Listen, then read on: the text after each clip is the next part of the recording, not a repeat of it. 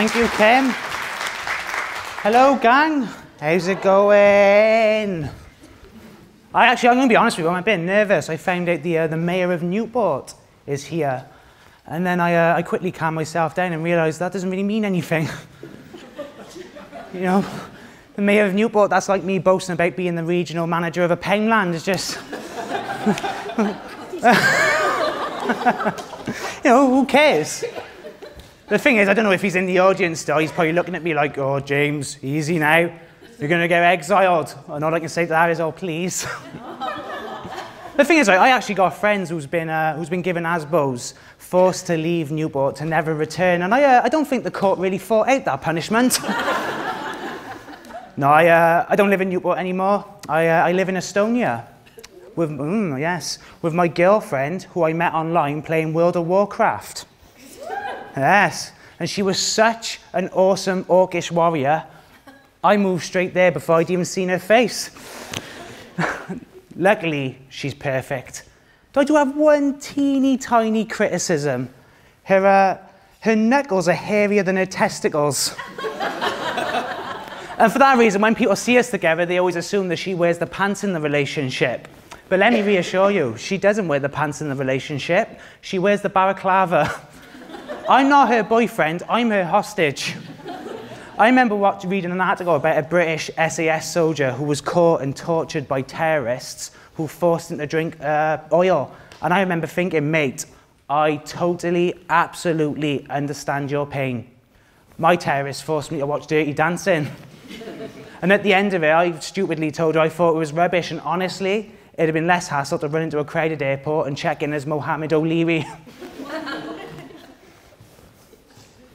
But no, we had a massive argument over the summer, actually. But let me give you some context first. In Wales, right, the most dangerous thing you'll find in our forests is a gaggle of drunk school kids trying to steal a cigarette. But in Estonia, my girlfriend told me, whilst we were camping, the bears had been seen nearby, but not to worry, because she had a knife. I was like, yeah, have you not seen The Revenant? I told her to give me the knife, and then she got all sassy with me, like, what, you're going to fight the bear? And I said, no. It's so if I see one, I can immediately stab myself in the face. The thing is, she got super serious then and started giving me all these survival tips. And one of them was that if you see a bear, you should play dead. And I'm not that good of an actor. Like, what am I supposed to do? Grab my chest and fake a heart attack? And what's the bear supposed to do? Suddenly change his mind and grow concerned about my well-being? Gay, oh my God. Are you okay? Just relax, I'll fetch an ambulance. Oh no. It's a nightmare living in Estonia.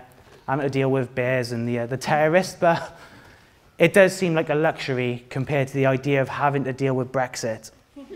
Because as a British person, I have one of two options.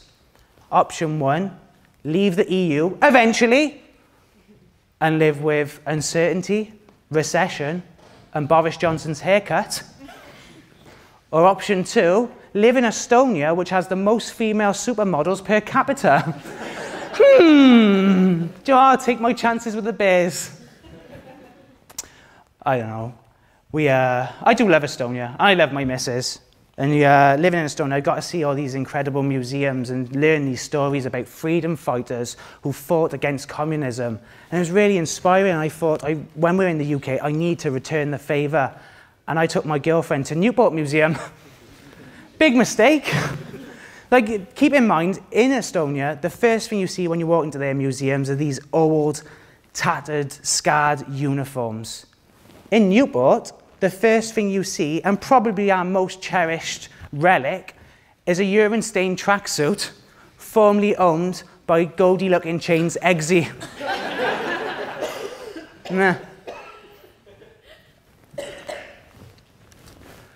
But the thing is, like, and do you all know who GLC are, for that matter? Yeah. For the ones who stayed silent to try and, like, not fucking look cool. Oh my God, I just swore, I'm so sorry. They were a famous rap parody group from Newport who released instant classics such as The Fresh Prince of Cambran, Your Missus is a Nutter, and their most impressive song to date, Your Mother Has a Penis. I was so embarrassed, man. Like, there she is, showing me these weapons the Estonians used to fight for their independence. And here I am, showing her a dirty, used, broken bong that had been smashed onto her. Though it was nice comparing the motives, though. Like, Estonians were fighting for their independence, and GLC were performing for, in their own words, bus fare home and a bag of chips.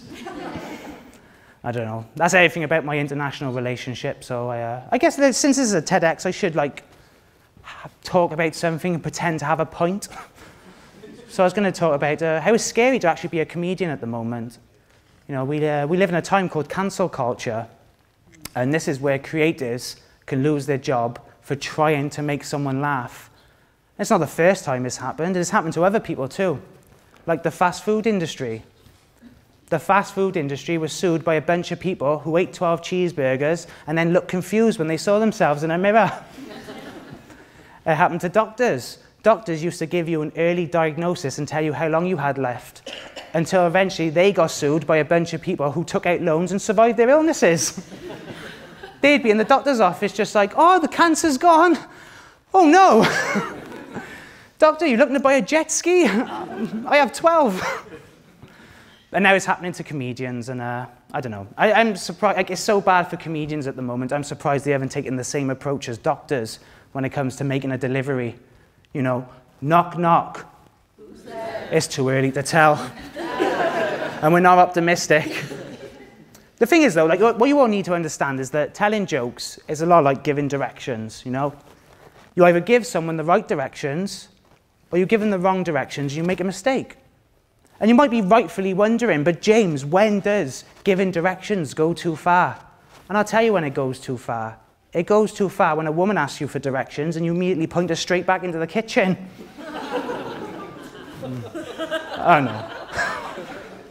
Oh no. The only reason it's all on my mind is because not so long ago a satirical blogger got into trouble for posting an article about gun ownership a day after the Texas El Paso shooting. And as always, people kicked off, but the main complaint was about how the article was badly timed. But the thing is, though, if you really think about it, that's not really bad timing, is it?